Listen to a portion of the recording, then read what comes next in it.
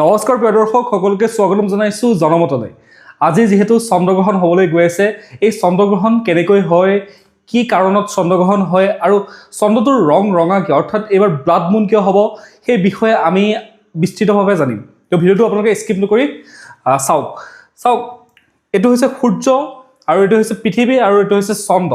সূৰ্যটো চাৰিওফালে আমাৰ পৃথিৱীখনে প্ৰদক্ষিণ কৰে, অৰ্থাৎ সূৰ্যটোৰ চাৰিওফালে পৃথিৱীখন ঘূৰি থাকে আৰু পৃথিৱীখনৰ চাৰিওফালে চন্দ্ৰটো ঘূৰি থাকে। যেতিয়া সূৰ্য, পৃথিৱী আৰু চন্দ্ৰ তিনিওটা যেতিয়া এডাল সমান ৰেখাত আহি যায়, যে পৃথিৱী যেতিয়া সূৰ্যৰ ফালে ঘূৰি থাকে, চন্দ্ৰ যেতিয়া পৃথিৱীৰ ফালে ঘূৰি থাকে আৰু ঘূৰি থাকোঁতে যেতিয়া এটা সময়ত এই তিনিওটা বস্তু এটা সমান লাইনত কেতিয়াবা আহি যায় আৰু এই সমান লাইনত অহাৰ লগে লগে আমাৰ এই বিশাল পৃথিৱীখনে কি কৰে, সূৰ্যৰ পৰা অহা যিখিনি পোহৰ, সেই পোহৰখিনি এই পৃথিৱীখনে ৰখাই দিয়াৰ ফলত চন্দ্ৰত গৈ পেলাই পোহৰ নপৰেগৈ আৰু তাকে বিজ্ঞানৰ ভাষাত কি বুলি কোৱা হয়, চন্দ্ৰগ্ৰহণ বা স্লিপছ বুলি কোৱা হয়। বুজি পাইছে? কোনোবা এটা মানে সদায় হোৱা এনেকুৱা পৰিঘটনা নহয়, বহু বছৰৰ মূৰত এনেকুৱা পৰিঘটনা হয়, যেতিয়া এনেকৈ ঘূৰি থাকোঁতে এটা সময়ত তিনিওটা বস্তু সমান এটা ৰেখাত আহি যায়। সমান ৰেখাত আহি যোৱাৰ লগে লগে সূৰ্যৰ পৰা যিখিনি পোহৰ আহে, সেই পোহৰখিনি পৃথিৱীয়ে চন্দ্ৰলৈ যাব নিদিয়ে, যিহেতু পৃথিৱীখন চন্দ্ৰৰ সন্মুখত আহি যায়। চন্দ্ৰৰ মুখত আহি যোৱাৰ লগে লগে পৃথিৱীখনে সূৰ্যৰ পৰা অহা পোহৰখিনি ৰখাই দিয়াৰ ফলত পৃথিৱীৰ যিটো ছাঁ, সেই ছাঁটো গৈ পেলাই চন্দ্ৰত পৰে আৰু ইয়াকে কি বুলি কোৱা হয়, চন্দ্ৰগ্ৰহণ বুলি কোৱা হয়। আৰু এই চন্দ্ৰগ্ৰহণত চন্দ্ৰটোৰ ৰং ৰঙা কিয় হয়? এইটোতো ক'লাহে হ'ব লাগিছিলে, যিহেতু পৃথিৱীৰ ছাঁ পৰিছে। পৃথিৱীৰ বস্তু এটাত যেতিয়া ছাঁ পৰিব, বস্তু এটাত যেতিয়া পোহৰ নপৰিব, তেতিয়া সেই বস্তুটো কি হয়, সেই বস্তুটো আমি হয় ক'লা দেখিম, নহয় মানে ব্লেক দেখিম, আমি ছাঁটো দেখিম।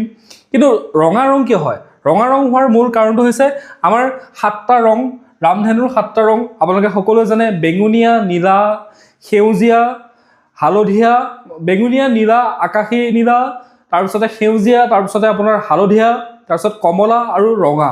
এই গোটেইকেইটা ৰঙৰ ভিতৰত ৰঙা ৰংটোৰ তৰংগৰ দৈৰ্ঘ্য আটাইতকৈ দীঘল। মানে বাকী যিকেইটা ৰং আছে, সেই গোটেই ৰংকেইটাতকৈ ৰঙা ৰংটো আটাইতকৈ বেছি শক্তিশালী, আৰু সেই শক্তিশালী হোৱাৰ কাৰণে আমাৰ পৃথিৱী, মানে আমাৰ গোটেই বিশ্ব ব্ৰহ্মাণ্ডখনত যিহেতু সৰু এইবিলাক ডাষ্ট পাৰ্টিকল আছে, ধূলিকণা আছে, ডাষ্ট পাৰ্টিকল আছে, ঠিক আছে।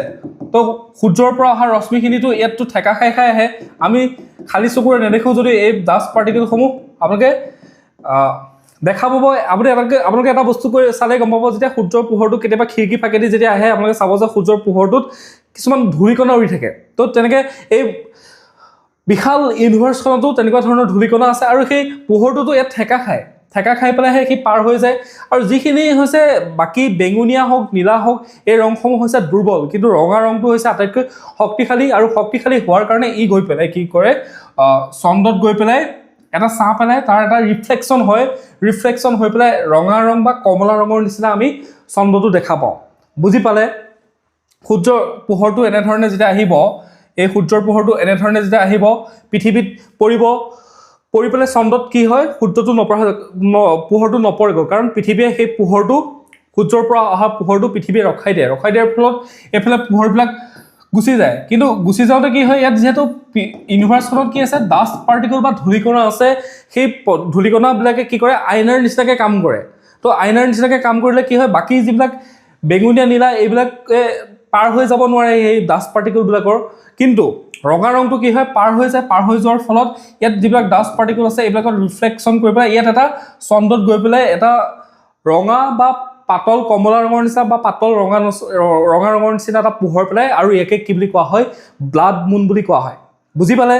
তো আপোনালোকে দেখিছে আমাৰ গাড়ী যিসমূহ বেকলাইট হয়, বেকলাইটসমূহ কিয় ৰঙা দিয়া হয়, বা য'ত ডেঞ্জাৰ চিহ্ন লগা হৈ থাকে, বা অলপমান বিপদসংকুল তেনেকুৱা ধৰণৰ এটা হেৰিত কিয় ৰঙা ৰং লগোৱা হয়, আমি যাতে দূৰৰ পৰাই সেই বস্তুটো দেখা পাওঁ, যে যেতিয়া গাড়ীখনৰ ব্ৰেকটোত মানে ৰঙা লাইটটো দিয়া হৈ থাকে, গাড়ীখনে ব্ৰেক মাৰিলে আমি যাতে সোনকালে দেখা পাওঁ, কাৰণ ৰঙা ৰংটো বাকী ৰংকেইটাতকৈ শক্তিশালী।